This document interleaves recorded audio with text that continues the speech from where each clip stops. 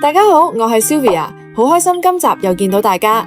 今次記錄我第一次去歐洲，好興奮，喺羅馬會合我老 Best Vivian， 然後再去咗馬耳他同西西里島。呢個旅程有超夢幻日落、果凍海、古羅馬廣場，仲有驚險意外。我會同大家分享全程攻略、景點嘅小知識，同埋最真實嘅開心同靚景。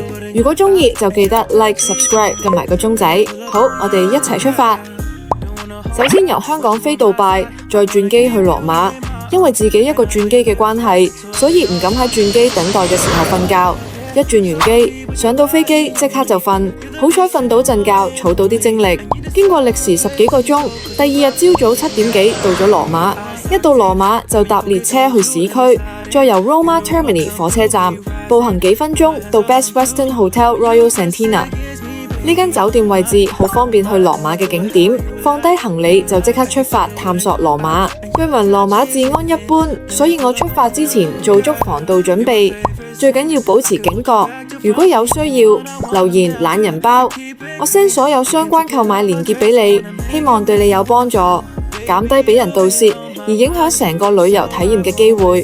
第一站先去聖彼得廣場同聖彼得大教堂。講聖彼得廣場啦，見到呢一個真面目，一個充滿神聖嘅地方，好開心啊！你太晒啦，因為好大風啊！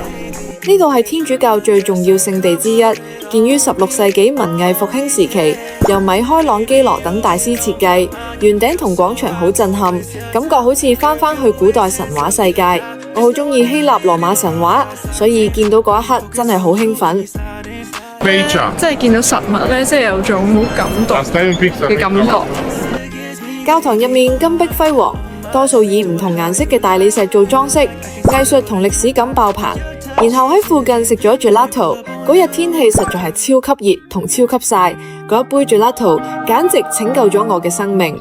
然後預約咗3點參觀梵蒂岡博物館，喺博物館足足行咗3個半鐘，由3點入場行到6點半。博物館收藏品好多，有米開朗基羅嘅西斯廷禮拜堂，當中入面嘅創造亞當穹頂畫同最後的審判壁畫係亮點。創造亞當描繪咗上帝賦予亞當生命嘅一刻，互相手指微掂嘅一幕成為經典。仲有拉斐爾畫室嘅雅典學院、地圖廊、庇奧、克萊門蒂諾博物館以及摩莫羅旋樓梯等等，真係行到腳軟都值得。最後去咗特洛維噴泉，羅馬最標誌性景點之一，建於18世紀巴洛克風格。傳說話投幣可以許願重返羅馬。再喺呢度同 Vivian 會合，夜晚燈光一照，泉水同雕像真係感覺好神聖。夜晚我哋去咗附近一間餐廳食晚餐 ，risotto 口味比較單調，食咗全碟都係同一個口味層次，然後就返去酒店休息。今日真係好攰，有時差，加上瞓得好少，再全日行咗勁多路，同埋好曬，個人真係完全冇晒力。第二日我哋先去酒店附近嘅餐廳食咗個午餐，原本見到 Google 顯示嗰啲相好吸引 ，risotto 好似好好味，但係去到發現最新嘅餐牌冇得食，只係剩返一個青醬 risotto， 味道好單調。然後下一站去羅馬鬥獸場，呢個係古羅馬最大圓形競技場，建於公元80年，可以容納5萬人。過去有角鬥士比賽同野獸表演，親眼見到真係好震撼，感覺好似走咗入古羅馬時代。之後去附近古羅馬廣場行下，呢度就係羅馬廣場啦，好多古蹟，氣氛濃厚。然後就要同羅馬講拜拜，飛去馬耳他，開始下一站旅程。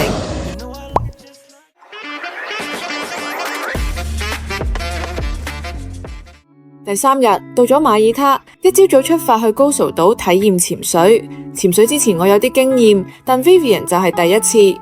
我哋先從 Valletta 搭船去高曹，浪好大，架船超級粗。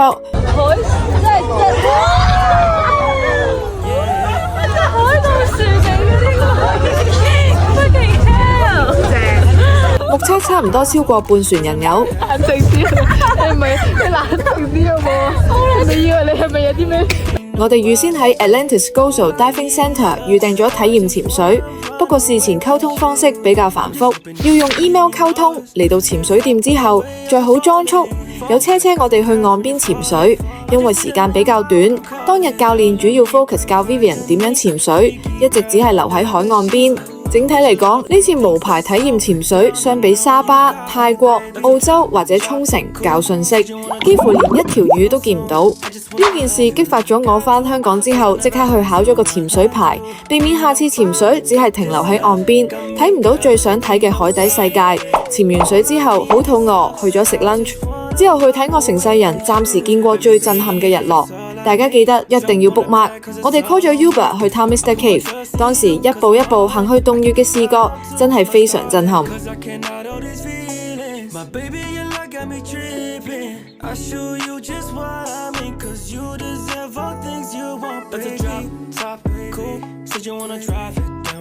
洞穴海岸線連住山，再加上鹹蛋黃日落，由洞穴望出去，簡直係一幅夢幻嘅畫作，真係靚到好似喺夢入面咁。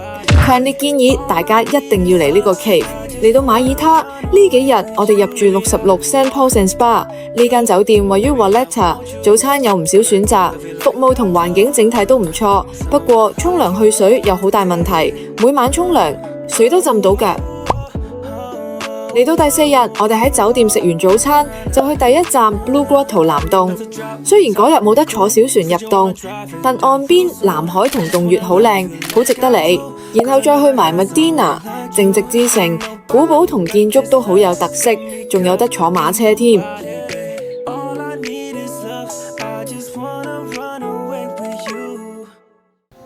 最尾我哋再返去 Valletta 影相打卡。Valletta 有好多 classic 打卡位同馬耳他特色屋。嚟到 Valletta 一定要去夠薄荷街、斯里馬海濱、聖約翰街同上巴拉卡花園。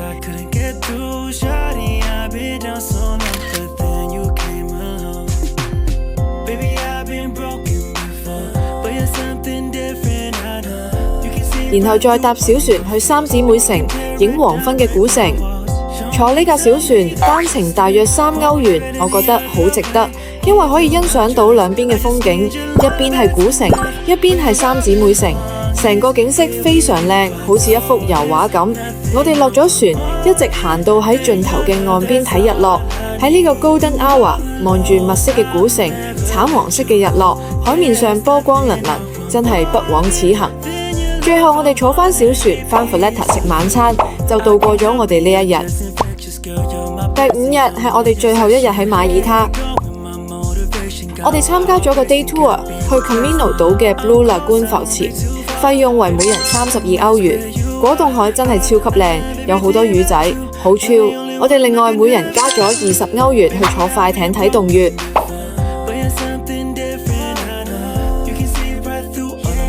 不過有啲後悔，因為睇洞穴少咗好多時間喺島上面 enjoy， 覺得性價比一般。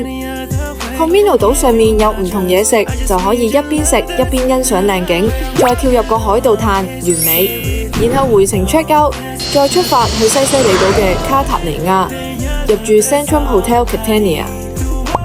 第6日食完個早餐，朝早喺卡塔尼亞 City Walk 食咗 Comet 雪糕，經過聖亞加莎主教座堂同貝里尼別墅，再食埋個午餐，就準備出發去圖爾米納。點知悲劇發生，到咗圖爾米納，我落火車回頭望下有冇漏嘢嘅時候， Vivian 唔小心咬到腳，痛到完全行唔到，成為咗一個交通嘅障礙物，成架車都唔喐到，唔知點解。call 咗救護車，但結果等咗差唔多1個鐘先有救護車到。如果喺外國，萬一有咩事，都真係幾危險。結果我哋第1日嘅圖爾米納之旅變得好難忘，喺急症室等咗6個鐘度過，最後照咗 X-ray， 好彩醫生話冇咩大礙。不過真係要大讚酒店職員，我哋嚟到圖爾米納訂咗安吉拉別墅，酒店職員好幫忙，除咗幫我哋喺火車站攞行李，仲抬 Vivian 入房同上落車。我哋成晚未食嘢，餐廳又收晒，佢哋仲整咗個三文治俾我哋食。最後走嗰時仲幫我哋 call 車去卡塔尼亞機場，好感恩，好感恩。我哋原本嘅行程仲會去切法盧同巴勒摩，但係因為遇到意外，唯有取消。最終決定轉機票，然後提早搭飛機返香港。仲有最後一日嘅時間，可以喺圖爾米納。第7日，我自己一個人由圖爾米納 ，Vivian 行唔到，唯有影多啲相俾佢睇啦。首先喺酒店嘆咗個靚早餐，酒店可以欣賞到絕佳嘅埃特納火山同愛奧尼亞海全景，服務好親切熱情，強烈推薦俾大家。運送咗個早餐俾 Vivian 之後，我就搭酒店嘅 shuttle bus 落去圖爾米納嘅中心。首先落車經過 Welcome to Taormina 打卡位、卡塔尼亞門、奧莫廣場、圖爾米納大教堂、4月9日廣場等等。圖爾米納嘅重點地標我都標記咗喺 Google Map， 留言 Map 我將地點清單分享俾你。食完午餐之後，去咗歷史悠久嘅古希臘劇場。古羅馬、古希臘劇場。古希臘劇場建於公元前3世紀，望到埃特納火山，以其壯麗嘅火山與海景結合古蹟而聞名，景色震撼。雖然好攰，但係本住來都來了嘅精神，決定再搭纜車去 Isola Bella 心形島，被譽為愛奧尼亞海嘅珍珠。因為陸地連接住一塊特殊形狀嘅沙灘，喺山頂俯瞰呈現心形，所以被稱為心形島。最後揀咗一間想食嘅餐廳食晚餐，望住日落美景，慰勞自己辛苦嘅一日。最後再欣賞咗夜晚圖爾米納嘅景色，然後買咗杯 gelato 返去送俾 Vivian。最後第8日，由圖爾米納 call 車返去卡塔尼亞機場，再喺荷蘭轉機返香港，正式結束今次難忘嘅歐洲之旅。你去旅行又有冇遇過意外？歡迎留言分享你嘅故事。呢次羅馬、馬耳他、西西里之旅真係好難忘，好開心，可以同島重要嘅朋友一齊放低手機，欣賞靚景，探索世界，亦都有好多第一次，好多驚喜同驚險，最終平安返到香港。希望俾到啲靈感，大家計劃旅行。有時候旅行會遇到意外，即使今次未玩晒所有地方，但樂觀啲諗，可能個天想幫我哋避過一啲大災難呢。下次再去過之後，一齊再去更多地方。如果你鍾意呢個系列，記得 like、subscribe， 撳埋個鐘仔，留言話我知你最鍾意邊個景點。多謝大家支持，我係 Sylvia，下次見。